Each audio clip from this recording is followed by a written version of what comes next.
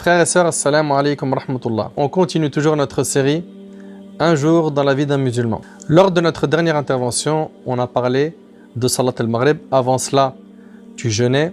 Si c'est un jour de jeûne, tu as donc rompu ton jeûne, tu as fait les du'as pour rompre ton jeûne et tu t'apprêtes à prier le Maghrib. Alors, il y a une chose que j'aimerais, Inch'Allah, que tu fasses, c'est que tu prolonges un petit peu la durée de tes du'as au moment de la rupture du jeûne. Et pas que tu apprennes à bien utiliser les du'as. Pourquoi je dis ça? Parce qu'il y a beaucoup de gens qui malheureusement, jusqu'à aujourd'hui, disent « Je fais des invocations et puis j'ai rien en retour. Je comprends pas. Je fais des du'as, ça marche pas. » Parlons de l'importance de faire des invocations. Allah tabarak wa ta'ala a dit dans sourate Ghafir, sourate 40, verset 60 « Wa qala rabbukum ud'uni astajib lakum. Inna alladhina yastakbiruna an ibadati sayadkhuluna jahannama dakhirin. » Et votre Seigneur a dit « Appelez-moi, je vous répondrai. Invoque Allah, il t'exaucera. » Et selon Abu Hurayra radiyallahu anhu, le prophète sallallahu alayhi wa sallam a dit « Quiconque ne demande pas à Allah, Allah se met en colère contre lui, rapporté par Tirmidhi. » Subhanallah, quand on médite l'état de l'humain n'aime pas qu'on lui demande trop. Si tu demandes à une personne aujourd'hui de te prêter 50 € par exemple, et que 2-3 jours après tu lui dis « Excuse-moi, est-ce que tu peux me reprêter un petit peu d'argent ?» 2-3 jours après, tu reviens à la charge. L'être humain, de manière générale, il n'aime pas être trop sollicité. Il n'aime pas qu'on lui demande trop. Allah tabarak wa ta'ala, c'est le contraire. Il se met en colère quand tu ne l'invoques pas. Regardez, le prophète sallallahu alayhi wa sallam a dit « Quiconque ne demande pas Allah, Allah se met en colère contre lui. » Allahu Akbar. Où en sommes-nous avec les du'as? Et selon Abu Hurayra radiyallahu anhu, le prophète sallallahu alayhi wa sallam a dit « Il n'y a pas une chose plus noble auprès d'Allah que l'invocation. » C'est rapporté par l'imam At-Tirmidhi et d'autres. Et selon Abdullah ibn Abbas radiyallahu anhuma, le prophète sallallahu alayhi wa sallam a dit « La meilleure adoration est l'invocation. » C'est rapporté par le Hakim et d'autres. On voit à travers ces hadiths du prophète sallallahu alayhi wa sallam que l'invocation a une très grande place en islam. Le fait d'implorer Allah, le fait de demander à Allah. Et nous, dans notre religion, on ne demande qu'à Allah. On ne demande pas à Wali Fulan, à un tel qui est mort dans tel endroit ou tel autre qui était pieux, etc., etc. On ne demande pas aux morts. Nous, on demande à Allah tabarak wa ta'ala. Il n'y a pas d'intermédiaire entre nous et Allah azza wa jal. Et c'est ça le monothéisme pur, c'est ça le tawhid. Le prophète alayhi salatu wassalam, il enseigne ces valeurs à Abdullah ibn Abbas radiyallahu anhu, qui est encore jeune. Il lui dit idha sa'alta fas'alillah. Si tu demandes, demande à Allah. Ne demande qu'à Allah tabarak wa ta'ala. Allah ta'ala, c'est le riche par excellence. Nous vivons tous dans le royaume d'Allah tabarak wa ta'ala. Il possède tout, azza wa jal. Mes frères et sœurs, une personne qui a un arc à flèche solide et qui est doué au tir à l'arc, celui-là, est-ce qu'on est bien d'accord que généralement, il atteint sa cible? La réponse est normalement oui. Maintenant, la question est, une personne qui a un arc à flèche fatigué, sans compter que lui-même, il ne sait pas s'en servir, est-ce que lui, il aura la même possibilité de faire comme celui qui est doué au tir à l'arc et atteindre sa cible, viser en plein dans le mille? La réponse est que s'il a un arc à flèche fatigué et que lui, il ne sait pas s'en servir, bah forcément, il ne pourra pas atteindre sa cible. Pour l'invocation, c'est pareil. Il y en a plein qui ne savent pas s'en servir. Tu en as des fois, ils te disent « J'invoque Allah, j'invoque Allah. » Je lui demande, il n'y a rien. Ça ne marche pas, je ne comprends pas. Mais quand tu décortiques, tu regardes comment il invoque Allah subhanahu wa ta'ala, tu le vois, il est en train de dire « Ya Rab, Ya Rab » et puis d'un coup, il coupe, il dit « Chérie, t'as pas vu mon portefeuille? T'es sérieux là? C'est ça les invocations? » Il a coupé son invocation pour demander quelque chose de dunya. Et après, il continue, Ya Rab, Ya Rab. Cette personne-là, quand on décortique sa situation, on s'aperçoit que sa situation, c'est également la nôtre. C'est quoi? On invoque Allah avec un cœur distrait. Et le prophète, sallallahu alayhi wa sallam, dans le hadith de Tirmidhi, selon Abu Hurayra radiyallahu anhu, le prophète sallallahu alayhi wa sallam a dit « Sache qu'Allah n'exauce point une invocation émanant d'un cœur distrait. » Allahu Akbar. Notre cœur, il est absent. On n'est pas connecté à Allah quand on lui demande. On est ailleurs. On pense à autre chose. On est pollué de dunya. On ne pense pas à Allah Ta'ala. Connecte donc ton cœur à Allah Tabarak wa Ta'ala et je vais vous donner des pistes, Inch'Allah, dans ce rappel bihawlillahi Tabarak wa Ta'ala. Allah Tabarak wa Ta'ala, il nous entend à tout moment. T'as pas besoin de crier. T'as pas besoin de lever le ton. Abu Musa al-Ash'ari radiyallahu anhu a dit, nous étions en voyage avec le prophète sallam. Toutes les fois que nous atteignions le sommet d'une vallée, nous disions La ilaha illallah, wallahu akbar.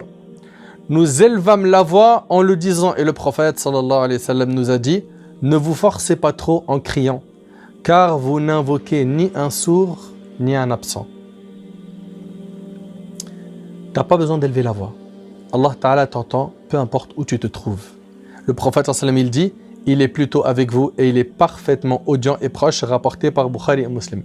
Parmi les belles paroles de nos ancêtres, on a celle d'Abu Bakr as-Siddiq radiyallahu ta'ala anhu. Un jour, le prophète sallallahu alayhi wa sallam lui demanda pourquoi est-ce qu'il invoquait Allah à voix basse.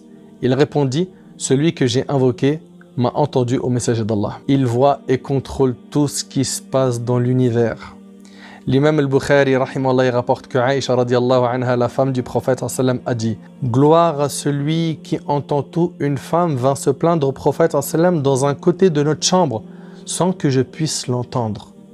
C'est-à-dire cette femme, elle est venue, elle n'était pas très loin de Aïcha radiyallahu anha et elle s'est plainte au prophète sallam. Par contre, Allah a entendu toute la discussion qu'il y a eu entre eux. Allah azza wa jal révéla à ce sujet dans Surat al-Mujadala, Surat 58, dans le premier verset, Ba'd a'udhu billahi minash shaitanir rajim, Bismillahir rahmanir rahim, Qad sami'a Allahu qawla allati tujadiluka fi zawjiha, wa tashtaki ila Allah, Wallahu yasma'u tahawurakuma, Inna Allaha sami'un basir. Allah a bien entendu la parole de celle qui discutait avec toi à propos de son époux et se plaignait à Allah. Et Allah entendait votre conversation car Allah est audient et clairvoyant. Allah Azza wa Jal, il entend tout. Il entend le bruit des pas des fourmis, la nuit et le jour, même si elles sont en dessous des pierres. Il entend tout, tabaraka wa ta'ala. Mon frère, ma sœur, à partir du moment où tu sais qu'Allah tabaraka wa ta'ala exauce tout, demande-lui, plains-toi à lui. Fais comme Yaqub alayhi salam qui a dit Innama ashku bathi wa huzni ila Allah. Je me plains de mon chagrin et de ma tristesse à Allah. Plains-toi à Allah. Aujourd'hui, on a des gens qui se plaignent plus aux gens qu'à Allah. Toute la journée, il appelle ses amis, je suis éprouvé, j'ai ça, j'ai ça. Est-ce que tu as prié, tu as demandé à Allah? Tu t'es prosterné, tu as fait 2 rak'at pour parler avec Allah? Le prophète, dès qu'il avait une situation éprouvante, la première chose, il commençait par la prière. Il allait tout de suite parler au maître, celui qui contrôle tout. Nous, malheureusement, un grand nombre d'entre nous, on mise sur les humains, sur les causes. Et on oublie de miser sur qui? Sur Allah, tabaraka wa ta'ala, notre maître. En te plaignant à Allah, tu garantis de faire disparaître tous tes soucis. Car seul Allah a la capacité de t'enlever tes épreuves. Allah Ta'ala nous dit dans Surat Al-An'am, Surat 6, verset 17, « Wa iyyamsaska Allahu bidur, fala kashifa lahu illa hu » Et si Allah fait qu'un malheur te touche, nul autre que lui ne peut te l'enlever. Et dans le livre Al-Isaba de l'imam Ibn Hajar rahimahullah et Usd al-Ghaba d'Ibn al-Athir, il est raconté l'histoire d'un compagnon qui s'appelait Aba Mi'alaq radiyallahu anhu. Cet homme était un commerçant pieux. Et j'attire toute votre attention sur cette histoire car elle est puissante. Elle est puissante. Cet homme était un commerçant pieux. Dans un de ses voyages, un brigand l'a arrêté et lui a dit « Je vais te tuer ». Aba Mi'alaq lui a dit « Prends mon argent ». Et cet homme lui a dit « Ton argent, de toutes les manières, je vais le prendre. Mais ce que je veux, c'est te tuer, faire couler son sang ». Alors Aba Mi'alaq lui a demandé l'autorisation d'accomplir quelques prières pour Allah. L'homme lui a dit « Prie, de toutes les manières, ça ne va rien changer. Le résultat sera le même, je vais te tuer ».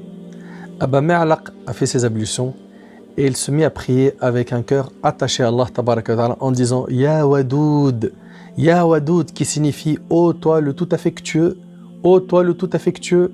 Il a dit « Ya Dhal Arshil Majid » Il a dit « Ô toi le tout glorieux qui détient le trône, Ya fa'al lima yurid, ô toi qui fais ce que tu veux.